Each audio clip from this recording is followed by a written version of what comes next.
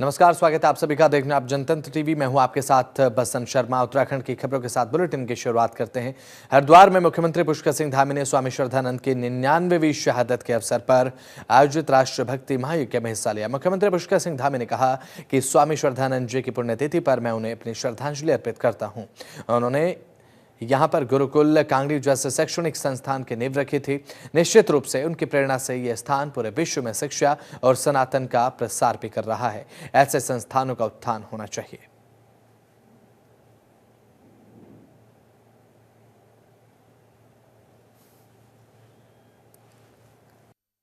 ब्रह्मलीन स्वामी श्रद्धानंद जी की पुण्यतिथि पर मैं उनको नमन करता हूं। और उन्होंने यहाँ गुरुकुल कांगड़ी जैसे एक शिक्षा के इतने बड़े संस्थान की नींव रखी। निश्चित रूप से आज उनकी प्रेरणा से ये संस्थान पूरे विश्व में आज शिक्षा का प्रचार प्रसार कर रहा है और सनातन का प्रचार प्रसार कर रहा है। और पूरे हरिद्वार से ये गंगा निकलकर शिक्षा की आज पूरे विश्व को लाभ दे रही है, पूरे विश्व को हर प्रकार से आगे बढ़ाने का काम कर रही है। एक बार फिर से मैं आज जो विश्वविद्यालय के हमारे सभी यहाँ पर शिक्षकगण हैं, हमारे प्रबंध समिति है, सबको मैं बधाई देता हूँ, शुभकामनाएं देता हूँ कि आगे पूज्य स्वामी श्रद्धानंद जी के विचारों को और आगे बढ़ाने की। मुख्यमंत्री पुष्कर सिंह धामी ने दून विश्वविद्यालय देहरादून से केंद्रीय स्वास्थ्य मंत्री जेपी नड्डा की बैठक में वर्चुअली माध्यम से प्रतिभाग किया। बैठक में राष्ट्रीय लक्ष्य उन्मूलन कार्यक्रम के अंतर्गत 100 दिवसीय टीबी उन्मूलन अभियान पर चर्चा की गई। आपको बता दें कि बैठक में मुख्यमंत्री पुष्कर सिंह धामी ने केंद्रीय स्वास्थ्य मंत्री का आभार व्यक्त करते हुए व्यापक 100 दिवसीय टीबी उन्मूलन अभियान के लिए उनके मार्गदर्शन को महत्वपूर्ण बताया। मुख्यमंत्री ने बैठक में अवगत कराया कि राज्य के 13 में से 8 जनपद 100 दिवसीय टीबी उन्मूलन अभियान के लिए चिन्हित हैं, जिनमें से राज्य सरकार लगातार अब डिटेक्शन, ट्रीटमेंट और प्रिवेंशन पर भी कार्य कर रही है।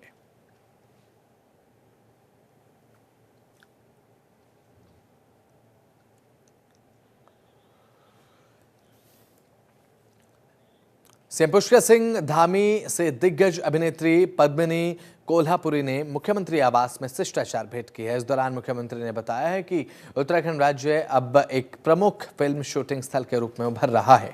उन्होंने कहा कि राज्य की प्राकृतिक सुंदरता को देखकर फिल्म निर्माता अब यहां पर शूटिंग करने के लिए आ रहे हैं। मुख्यमंत्री ने आगे कहा कि उत्तराखंड की नई फिल्म नीति राज्य में फिल्मों को बढ़ावा देने का काम कर रही है। इसमें बॉलीवुड के साथ साथ स्थानीय बोलियों पर भी आधारित फिल्मों को बढ़ावा दिया जा रहा है।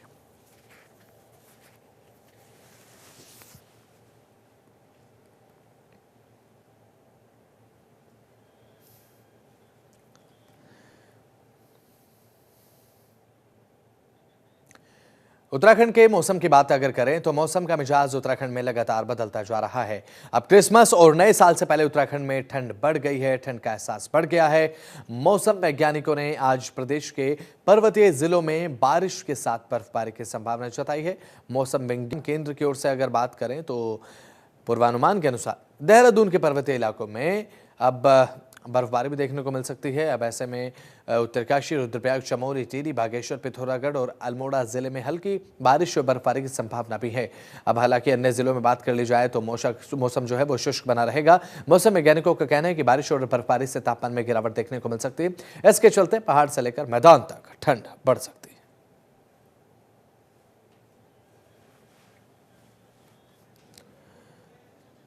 देहरादून में दून विश्वविद्यालय में आयोजित व्याख्यान माला में बतौर मुख्य अतिथि राज्यपाल retired lieutenant general Gurmeet Singh ने शिरकत की है। तो वहीं इस दौरान उन्होंने द्वीप प्रज्वलित कर कार्यक्रम का शुभारंभ किया और इस दौरान उन्होंने कहा कि जिस तरीके से गंगा का प्रवाह अनादिकाल से जीवन का आधार रहा है, उसी प्रकार से व्याख्यान माला भी ज्ञान और विचारों के प्रवाह को आगे बढ़ाकर सामाजिक समस्याओं के समाधान के लिए एक नई दिशा है। उन्होंने ये कहा कि इस तरीके से मंथन से संवाद और समाज की चुनौतियों का स्थायी समाधान भी निकलता है, जो राज्य और राष्ट्र के विकास में सहायक सिद्ध होगा।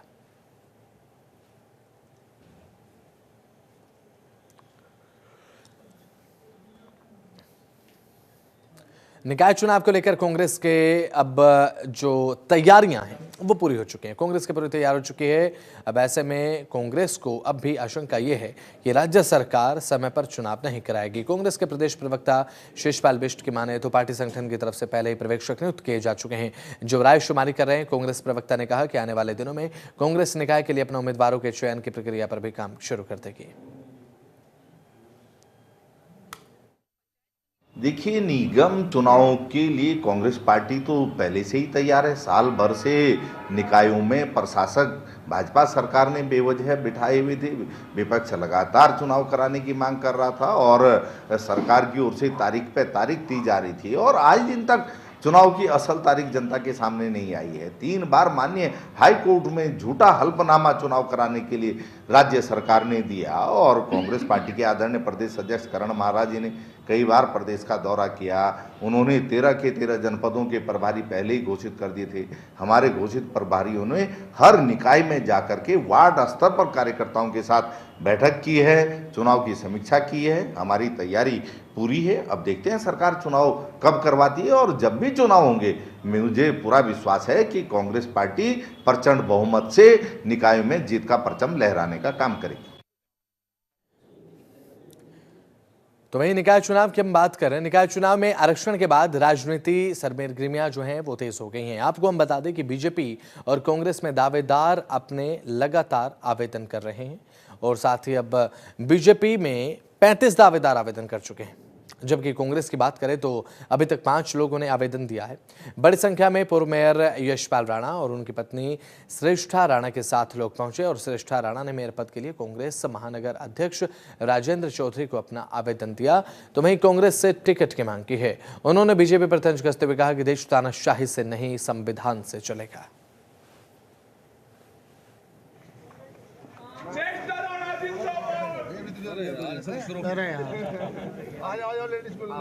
आपके मानने से कुछ नहीं होगा। जनता के बीच के अंदर कांग्रेस विजय श्री की ओर है। हार जीत चुनाव में होती रहती है। अब अगर हम चुनाव हार गए, कांग्रेस पार्टी चुनाव हार गई, हम 10 साल से सत्ता में नहीं है, तो क्या कांग्रेस पार्टी है नहीं? हर जगह कांग्रेस पार्टी का कार्यकर्ता है। आप उससे निश्चिंत रहें। मीडिया के लोग ये ना कहें कि भाई कांग्रेस पार्टी पीछे है। कांग्रेस पार्टी हमेशा आगे रही है और इस देश को चलाने में, इस देश को यहाँ तक के लाने में कांग्रेस पार्टी का योगदान रहा है। वो समीकरण टूटेगा, समीकरण बनते हैं, टूटते हैं, इतिहास बनता है, टूटता है। सचिन का रिकॉर्ड टूटा है ना, तो आप उससे निश्चिंत रहे, जो रिकॉर्ड बनेगा वो टूटेगा। पता है बोर्ड कैसे चलाना है और मेरे पति मेरे साथ हैं, सारे पार्षदगण मेरे साथ हैं, महिलाएं मेरे साथ हैं और शहर का विकास होगा जैसे होता है। इनके मेयर कार्यालय में भी होता है जैसे विकास, ऐसे ही विकास होगा। राणा जी के एक्सपीरियंस जो है उसका आपको फायदा मिला? हाँ जी। राणा जी लगातार अब आगे बढ़ करके राजनीति में भाग ले रही है, चाहे बीजेपी हो, चाहे कांग्रेस हो, चाहे निर्दलीय हो। आप महिलाओं के लिए क्या कहना चाहोगे? अच्छी बात है, महिलाएं सब आगे बढ़ रही हैं और वो भी, उनका भी अपना एक्सपीरियंस होगा भाई क्या करना चाहती हैं। मेरा अपना है भाई। जब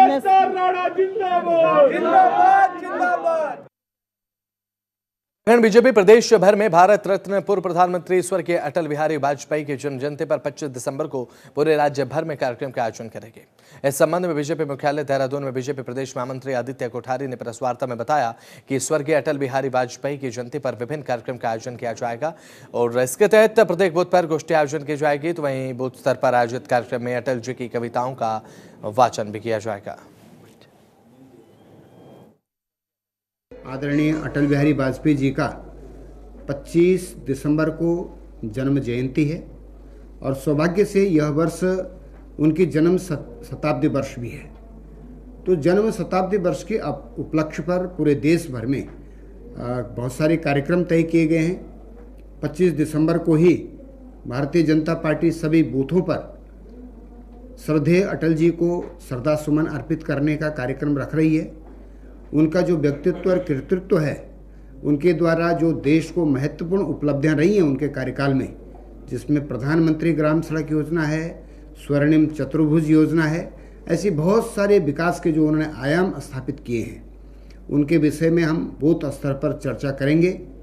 और उत्तराखंड में चूँकि निकाय के चुनाव भी चल रहे हैं, इसलिए यहाँ पर हम इसको और अधिक धूमधाम के साथ में कार्यक्रमों को करेंगे और जिला मुख्यालयों पर भी हम विचार गोष्ठियों का आयोजन कर रहे हैं। हमने सभी वरिष्ठ पदाधिकारियों को एक एक बूथ की जिम्मेदारी दी है कि एक एक बूथ पर प्रवास करके अटल जी के संबंध में जो उन्होंने महत्वपूर्ण काम देश के लिए किए। मसूरी में परिवहन विभाग ने नो पार्किंग जोन में खड़े वाहनों के खिलाफ कार्रवाई को अंजाम दिया।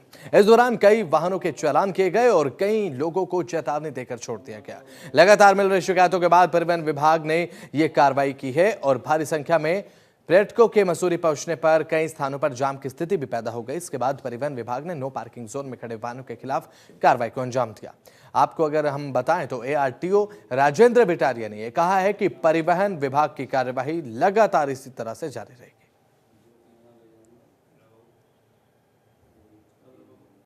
बहुत लंबे समय तक जो है कैमल बैक रोड पे जो है नो पार्किंग जोन में वाहन खड़े होने की शिकायतें मिल रही थी। इस कारण जो है परिवहन विभाग, पुलिस और नगर पालिका के द्वारा संयुक्त अभियान चलाया जा रहा है। इसमें जो है हम लोग जो भी यहाँ पर वाहन नो पार्किंग जोन में खड़े हैं, जो रास्ता जाम कर रहे हैं, आज उनके खिलाफ जो है चालानी कार्रवाई की जा रही है और उनको जो है सीज किया जा रहा है। ये कार्रवाई जो है अब लगातार चली रही है। अभी इससे पहले भी हमने इसी प्रकार के जो अभियान है वो पिक्चर बेस में चलाया था, आज कैमल बैक, और अभी जो है ये शहर के विभिन्न स्थानों पर जहाँ पर जाम की स्थिति लगती है वहाँ पर जो है अभियान जारी रहेगा। उत्तरकाशी के विकास खंड डूंडा ग्राम पंचायत थाती धनारी के प्राथमिक विद्यालय में सुशासन सप्ताह के अवसर पर वृहद बहुउद्देशीय शिविर का आयोजन किया गया। बहुउद्देशीय शिविर में निःशुल्क स्वास्थ्य परीक्षण के लिए देहरादून से पनेशिया हॉस्पिटल के सुपर स्पेशलिस्ट डॉक्टरों की टीम ने वृद्धजनों का स्वास्थ्य परीक्षण किया। बहुउद्देशीय शिविर में प्रधानगणों, क्षेत्र पंचायत सदस्यों, जिला पंचायत सदस्य और सभी ग्राम पंचायतों के वार्ड सदस्य मौजूद रहे।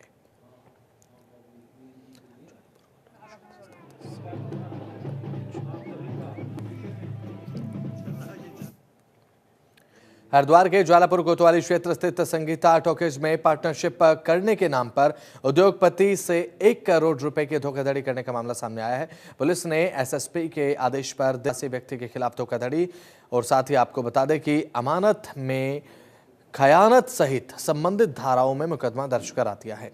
मामले की जांच शुरू कर दी गई है।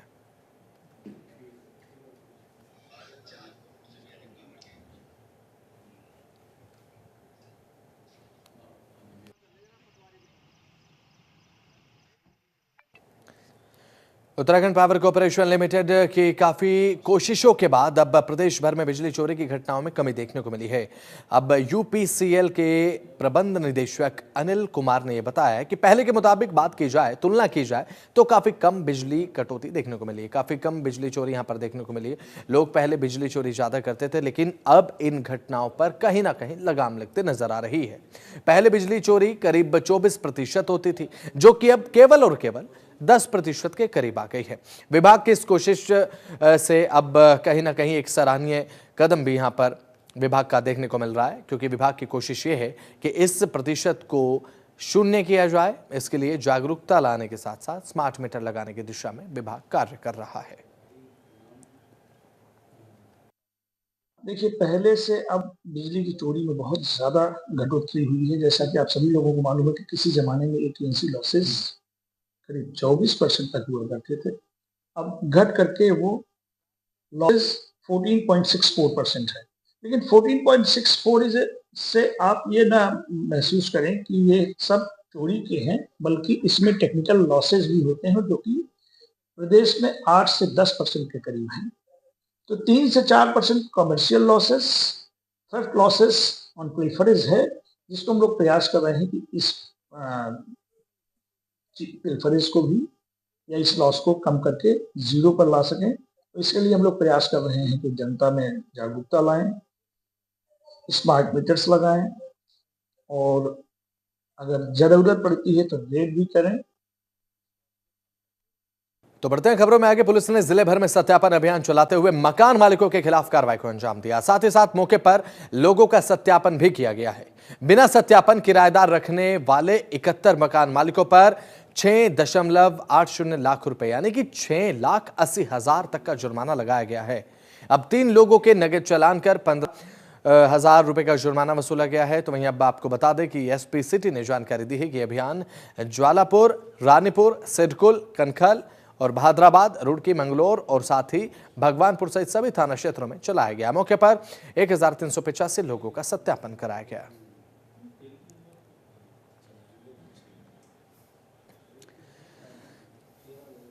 देहरादून में 25 दिसंबर यानी कि क्रिसमस और 31 दिसंबर की रात शहर में बार और क्लबों का संचालन अन्य दिनों की तरह रात 11 बजे तक होगा। इसके बाद संचालित होने पर पुलिस इनके खिलाफ कार्रवाई करेगी। देर रात शराब पीकर हुड़दंग करने वालों की संभावना को देखते हुए पुलिस एहतियात बरतेगी। पुलिस और प्रशासन संयुक्त रूप से मिलकर क्रिसमस, मसूरे, वेंट्रोलाइन कार्निवाल 31 दिसंबर की रात को होने वाले आयोजन के लिए योजना बना रहे हैं। एसपी सिटी प्रमोद कुमार ने बताया है कि जिले भर में बार और क्लब या इस तरीके के प्रतिष्ठानों के लिए रात 11 बजे तक खुलने का समय तय किया गया है। उन्होंने ये भी बताया कि शहर में सुरक्षा के लिए थानों के फोर्स के साथ ही पुलिस लाइन ने रिजर्व फोर्स और पीएसी को शहर में लगा दिया। लगातार सिटी क्षेत्र में भी और देहात क्षेत्र में भी जो बैरियर लगाकर एक तो ओवर स्पीड और दूसरा जो है ड्रंकन ड्राइविंग, इस पर जो है अंकुश लगाया गया है और काफ़ी हद तक हमने इस पर सफलता भी पा ली है।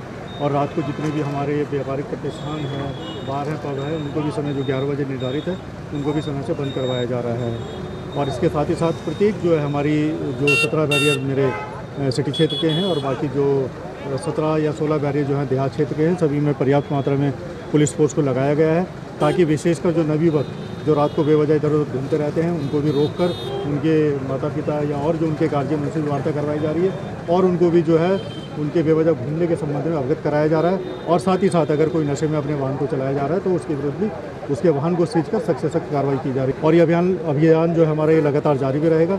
अभी तक अगर आंकड़ा देखेंगे तो पिछले तकरीबन 1.5 महीने में हम लोगों ने तकरीबन 2000 से ऊपर ड्रंकन ड्राइविंग के चालान कर दिए हैं। और जहाँ तक बात ओवर स्पीड की है तो उसके संबंध में हमारे द्वारा लगातार विभिन्न थाना क्षेत्र जो हमारे 4 मेजर थाने हैं, विकासनगर, डोईवाला, चासपुर, ऋषिकेश, यहाँ पे जो है स्पीड गन वो भी दे दी गई है। और हमारी जो ट्रैफिक कंट्रोल के पास जो हमारी इंटरसेप्टर है उनमें भी जो स्पीड गन लगी हुई उनके तहत जो ओवर स्पीड के चालान भी लगातार किए जा रहे हैं। अब हमारा मुख्य उद्देश्य जो 25 जनवरी है और इसके बाद जो विंटर लाइन कार्निवाल है, फिर नया साल है, तो उसके लिए भी ड्यूटी चार्ट हमारा तैयार हो गया है। पर उसको विभिन्न बैरियर पर तैनात किया गया है ताकि अगर कोई भी रोड न्यूसेंस या रोड प्रोहिबिशन करता है या नशा पीकर अगर कोई वाहन चलाता है तो उसकी सख्त कार्रवाई हमारे द्वारा की जाएगी। तो चलिए फिलहाल उत्तराखंड के इस खास बुलेटिन में इतना ही। आप देखते रहें जनतंत्र टीवी। नमस्कार।